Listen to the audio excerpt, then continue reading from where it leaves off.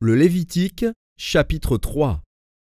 Lorsque quelqu'un offrira à l'Éternel un sacrifice d'action de grâce, s'il offre du gros bétail, mâle ou femelle, il l'offrira sans défaut devant l'Éternel. Il posera sa main sur la tête de la victime, qu'il égorgera à l'entrée de la tente d'assignation. Et les sacrificateurs, fils d'Aaron, répandront le sang sur l'autel tout autour. De ce sacrifice d'action de grâce, il offrira en sacrifice consumé par le feu devant l'Éternel la graisse qui couvre les entrailles et toute celle qui y est attachée, les 2 rognons et la graisse qui les entoure, qui couvre les flancs et le grand lobe du foie, qu'il détachera près des rognons. Les fils d'Aaron brûleront cela sur l'autel, par-dessus l'holocauste qui sera sur le bois mis au feu. C'est un sacrifice consumé par le feu, d'une agréable odeur à l'Éternel. S'il offre du menu bétail, mâle ou femelle, en sacrifice d'action de grâce à l'Éternel, il l'offrira sans défaut. S'il offre en sacrifice un agneau, il le présentera devant l'Éternel.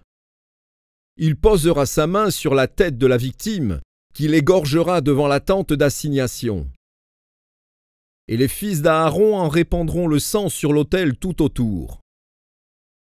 De ce sacrifice d'action de grâce, il offrira en sacrifice consumé par le feu devant l'Éternel la graisse, la queue entière, qu'il séparera près de l'échine, la graisse qui couvre les entrailles et toute celle qui y est attachée, les 2 rognons et la graisse qui les entoure, qui couvre les flancs, et le grand lobe du foie, qu'il détachera près des rognons.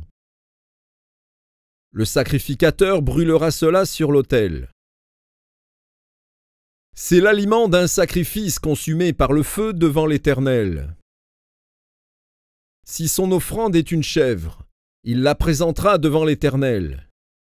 Il posera sa main sur la tête de sa victime, qu'il égorgera devant la tente d'assignation. Et les fils d'Aaron en répandront le sang sur l'autel tout autour. De la victime, il offrira en sacrifice consumé par le feu devant l'Éternel la graisse qui couvre les entrailles et toute celle qui y est attachée, les 2 rognons et la graisse qui les entoure, qui couvre les flancs et le grand lobe du foie, qu'il détachera près des rognons.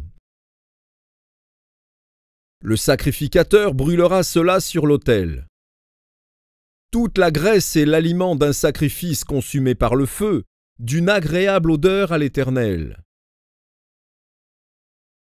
C'est ici une loi perpétuelle pour vos descendants, dans tous les lieux où vous habiterez.